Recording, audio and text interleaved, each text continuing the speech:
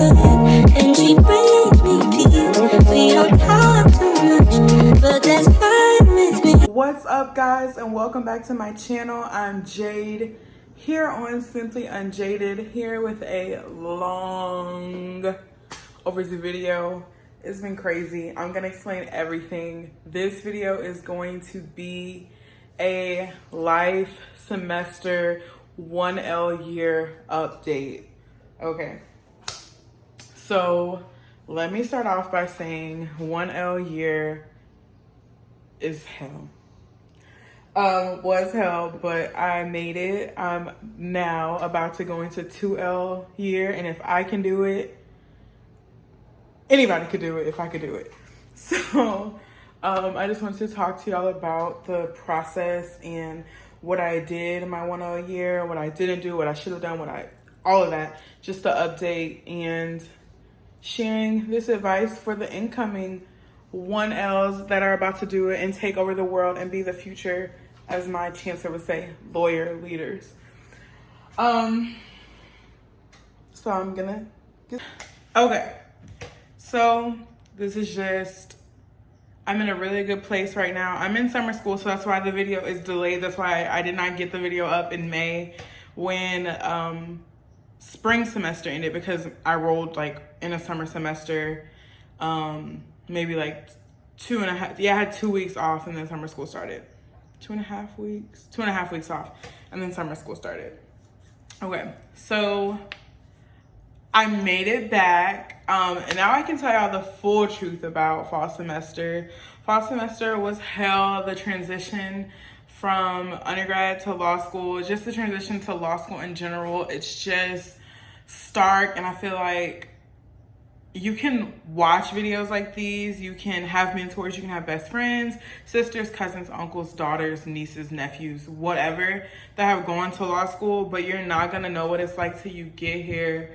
And I promise you, it's just rough. But you make it through. Like, look at where I was then and look at where I'm at now. Completely different places, confidence, all of that. I'm gonna talk about that as well during this video. So when I finished my 1L first semester, my grades are not what they wanted to be. Matter of fact, I had never had a GPA that looked like that ever before in my life. I've never had anything less than a 3.5. So, well, I take that back. I had one semester. The semester I had surgery in undergrad, I made less than a 3.0, but I made like a 2.75. So, not ever having made anything less than a 3.0, and even that semester that I made that undergrad, like, I was in shock. I was shook. So getting that GPA definitely shook the room, because my family, like I said, your family doesn't understand what it's like for you to be in law school, because my family my family clowned me. They're like, so were you in school? Like, what were you doing? This and that, blah, blah, blah. Anyways, fast forward to spring semester. I come back and I'm on what's called academic probation, and which means at my school, they drop you out of 2 doctrinal courses. And in law school, your doctrinal courses are the courses that go towards you, that count towards your actual, well, all of them count towards your doctoral degree. But these are the courses that specifically the bar tests you on. So the bar subjects like include like torts, contracts, criminal law, civil procedure, which are, I've explained that what civil procedure is in several videos, wills and successions, trust, criminal procedure, evidence. I don't know all of them, but those are the courses that are like, that's tested on the bar. Like, for you to be an attorney, you have to have a decent amount of knowledge in those subjects to sit for the bar and to pass the bar, because those are subjects that the bar tests you on. Anyways, so there's a list of those, and those are the courses that are required. Kind of like an undergrad, your courses that are requisites for your degree, and then just there's courses that are requisite for you to have a degree. Lord, I'm like stumbling through this. So there are courses that are required for you to get like your specific degree from like your college, like within your university. So College of Science, College of Arts, whatever your courses for that degree. And then there's your courses that like are your general courses that you have to take no matter what type of degree you're getting. So doctrinals are like courses that you have to take no matter what type of degree you're getting. They're an equivalent to that in undergrad. But in law school, we don't have specialization, so all of us have to take them. Anyways, so they purge you out of 2 doctrinal courses and they put you in lawyering process 2, which is a pass-fail class, which pass-fails are great. I mean, they're cool, but I wish it was a graded course, because when you're on AP, academic probation, from here and after, I'm gonna call it AP. When you're on AP, you need like all the A's you can get. You're like Pac-Man trying to eat the dots, trying to collect the A's. So I just wish they could make a little LP a pass fail. I mean, not a pass fail, but like an A, like a graded course, because it would help substantially to your GPA. Anyways, so they put you in LP2 at my school, which I was in. They removed me from criminal law, they removed me from property, and I took obligations and torts. I did well in torts. I do well in torts. I feel like, I don't want to be overzealous, but I feel like a lot of people do well in torts because it's just so common to everyday life. Like everything that you go through on a day-to-day basis, or the problems that people bring to you on a day-to-day basis, I feel like for the most part are torts. If you're not practicing criminal law, you're wanting to practice civil law, not civil law, civil law. Like civil suits, the torts are those things like wrongful death, car accidents, personal injury, things like that. Those are tortious activities, tortious claims. So I feel like it's just super relatable to everyday things that you've seen. If you watch like the judge shows and different things like that, those are torts. So I feel like torts is probably the thing you probably have the most knowledge of prior to coming in law school, before you realize that you have that knowledge. It's just kind of like things that everybody knows about. So I've always done well in torts. Well, last semester, this semester, I did well in torts. And so I took torts, I took obligations, which is like Louisiana's version of contracts, because in Louisiana we practice a weird law called civil law. So we have codal articles, whereas other states follow judicial precedent, or stare decisis. We do not. We take the code, and the court deciphers the code based off of the facts and circumstances, and then decides how they want to apply the code, or if the code is applicable to those facts and circumstances, and then renders a judgment. So, I loved the courses that I was able to stay in. So obligations, I did well in as well. Not as well as I wanted to do, not as well as I thought I was going to do, but I did well in it. And I really enjoy contracts as well. I didn't do super well in contracts, but I enjoy it, like the practice of it. But I also feel like the practice of something versus your grades in something are 2 completely different things. The practice of being a lawyer, like the practice of law, versus like law school itself, 2 completely different things. So I'm taking a class now in the summer, which is like the practice of being a lawyer and like litigating. Oh my God, I love it. So, and it has no bearing, like what you might do in contracts or what you might do in other subjects has no bearing on how great of an attorney you're going to be, because you could be an amazing attorney and just do not so well taking tests, or not so well in those classes. But the whole point is to understand the concepts. So let me come back to what we're talking about in this video, because I'm rambling. But so I took obligations, which is Louisiana's version of contracts, and I took torts. Did well in those, did well in my research-based course, did well in my legal writing course, and came back with a semester GPA of a 3.6. So that's that's the T on the GPA for the semesters. I'm coming back, obviously, because I'm no longer on academic probation. My GPA increased substantially. I will say I applied for jobs. I mean, yes, GPAs matter. I'm not gonna tell you that GPAs don't matter, but I've applied for jobs and asked, like, do y'all want to see my contracts? Do y'all want to see my transcripts? Do y'all want to see a writing sample? And people were like, no. So, I mean, there are those instances as well. I'm not saying that that's every instance, because there's definitely people that ask for your transcripts and your grades and proof of your writing, or a sample of your writing. So I'm not saying that, but I'm just saying I have also applied for jobs where they don't ask and they don't care. So now I'm in summer school. I took 3 courses this summer, which is full time. And 1 course was accelerated, and that was hell.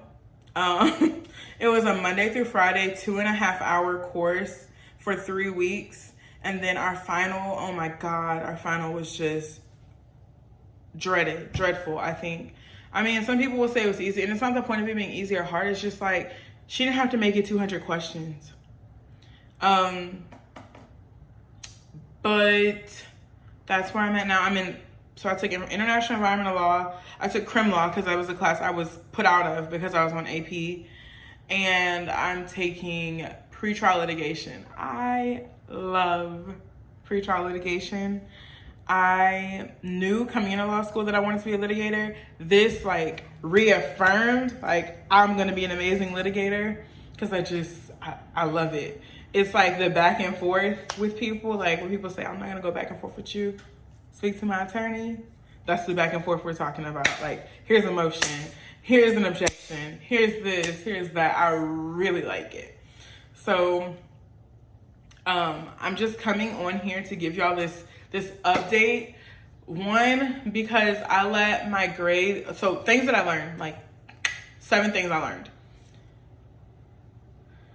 Your grades, or whether you get an A, B, C, D in a class, does not dictate how well you're going to be, how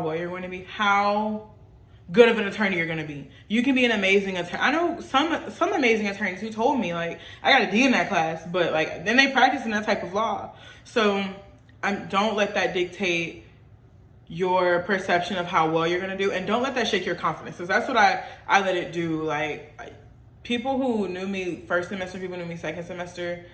I mean, people say I changed. I don't really feel like I changed. I feel like I just stopped fucking with other people. I stopped like being like seen everywhere. I stopped that, and I like, even before coronavirus, like people never really seen me out like how they did first semester. First semester, my presence was a lot more established, and I felt like it took a wear on my mental health, because being seen so much, that's my second point.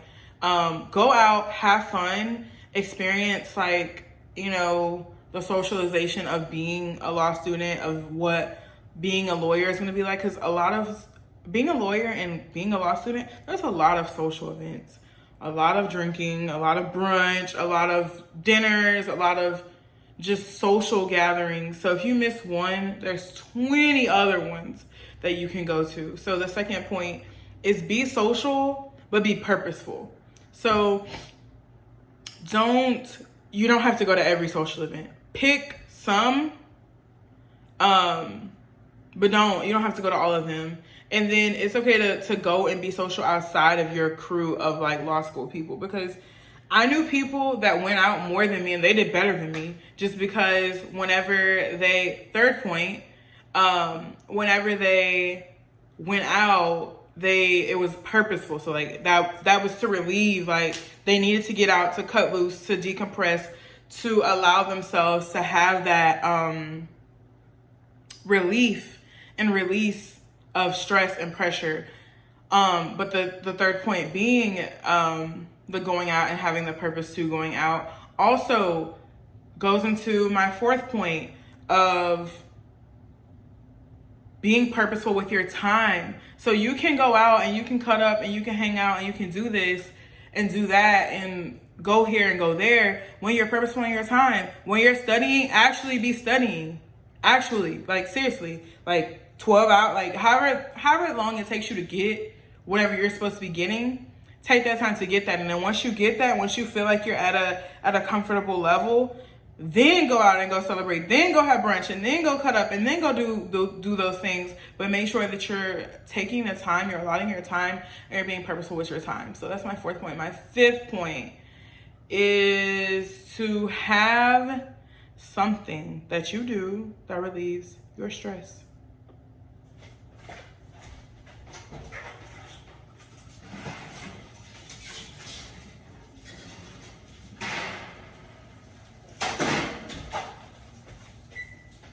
Sorry, I'm cooking my lunch. But have something that you do to relieve your stress.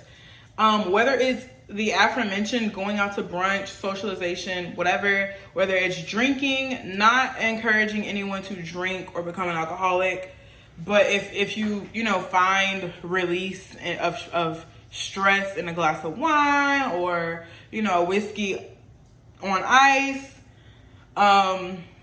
engage in that. If you engage in whatever you engage in that relieves your stress, engage in that. Be that sex, drinking, spa days, what else do I know? People go get massages, going for a run, jog, participating in marathons, whatever it is that you feel like, damn, I'm gonna be less stressed, you're gonna be stressed out. But this is gonna create an environment that I'm less stressed. Do that. Do it where there's do your hair, do your makeup, whatever that is, whatever those things are for you. That was my 5th point. 6th point is to, I just lost it. I was on a roll. I want to roll like Cotton L, and I lost it. Got it. To circle back to the studying. Figuring out the way that you study and capitalizing off of that early, expeditiously. I realized first semester, I kind of realized the study group thing. That'll be my 8th point. I'll get to that later. I realized the way that I learn, I have to write like repetitively. Everything that I need to commit to memory because how I learn, I need to commit it to memory, then I need to see it in practice, then I need to like call somebody and talk to somebody about it. So whether it's my other friends that were 2 L's and 3 L's, whether it was my ex-boyfriend, whether it was my mama, whether it was my cousin, whether it was somebody, I don't need them to tell me their interpretation of the law because I'm in law school, they're not that's not what we're doing. I just need to tell you like, okay, boom. So Sally and Jim are walking down the street. A car hits Sally. Jim is from Arizona. Sally's from Texas. The person who hit Sally is from Arkansas. And Sally, and the damages were $80,000 to Sally's body. Like, she had so many surgeries, so much medical attention.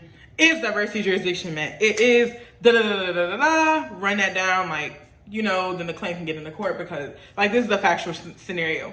So, like, I need to explain that to somebody so that they understand that. It's just reaffirming, like, that I know what I'm talking about because I've committed it to memory, because I've written down so many times that diversity jurisdiction is 1332, and then under that you have, like, just committing, whatever it is, committing that to memory, and then be it writing, be it reading it. I have friends that can read things once or twice and they know it. I'm not that person.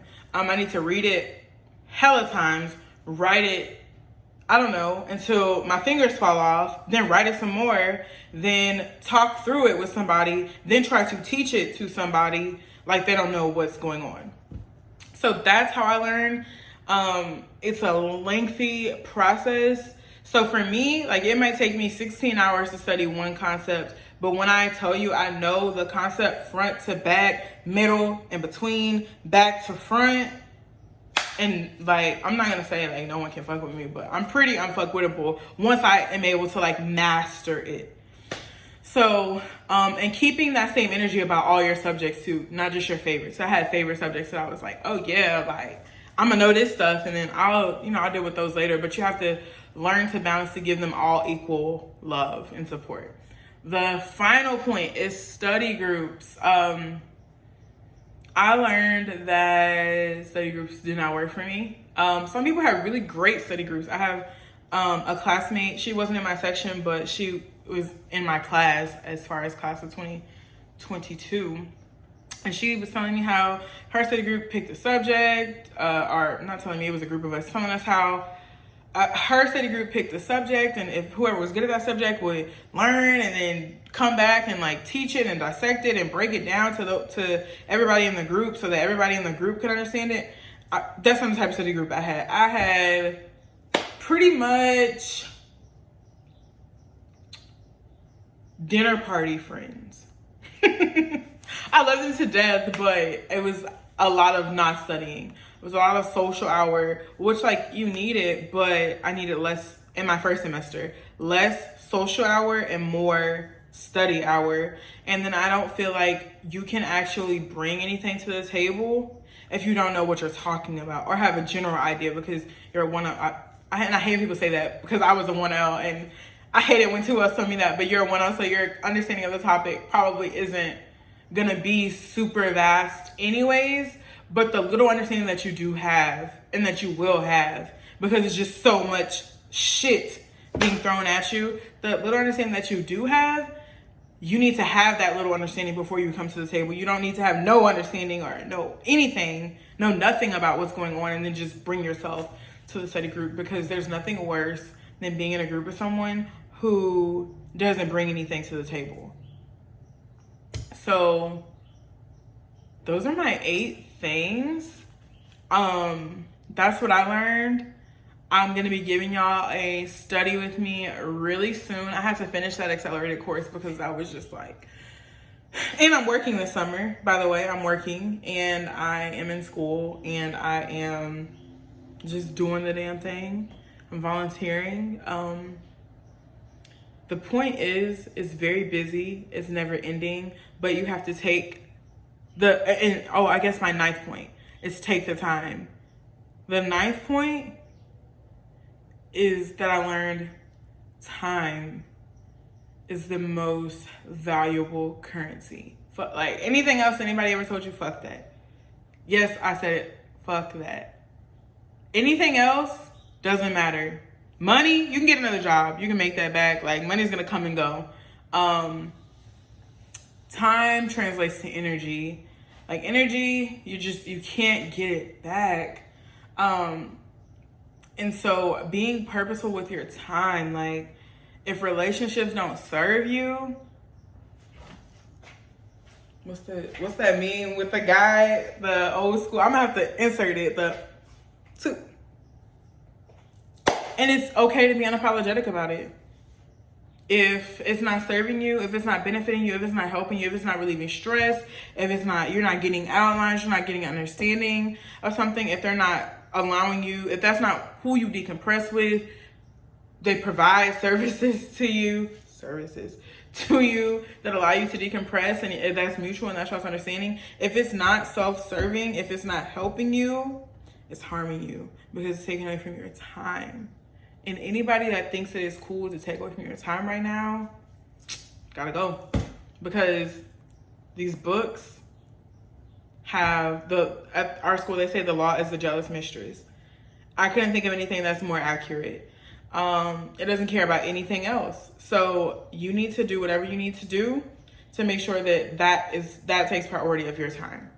So with that being said, that's my 1L update, 1L, one hell of a ride. I'm 1/3 of the way close to being a attorney or a lawyer, because then I have to take the bar and then I'll become an attorney. And I made it. And if I can make it, you can make it, we can make it, he can make it, she can make it, they can make it.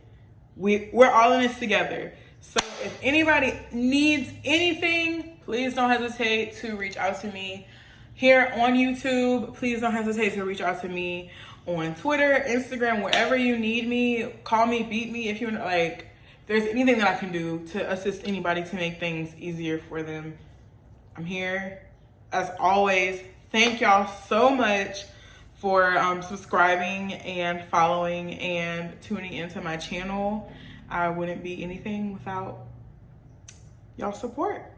So thank you and peace out, guys. Bye. Okay, just kidding. My 10th tip is to get a mentor. My mentor was the best thing that could have ever happened to me. Honestly, my 1 year. I don't know where I would really be without her. She did so much from, listen, we've been through some stuff. Giving me teaching me how to, like, that was the person who really got on me and was like, yo, what are you doing? This is where you need to be. This is how you need to do it. And this is what you will be doing. And that was a blessing. Like Quimby, I was able to use her Netflix. But for real, it was just so many things that she could help me with. And I also want to highlight, a lot of people are like, don't get a mint. Like, if they didn't do well, like if they weren't top 10%, I'm not top 10%, by the way.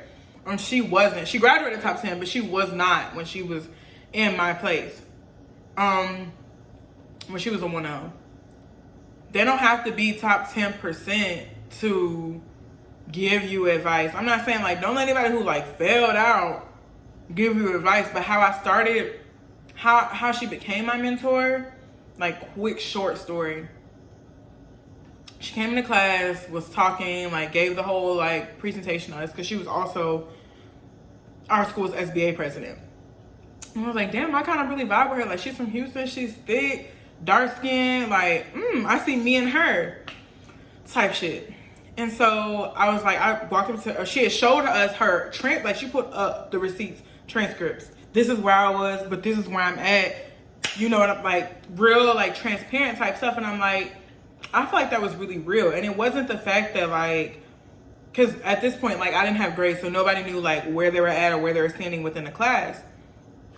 But it's like, I respected her for that because, one, she didn't have to do that.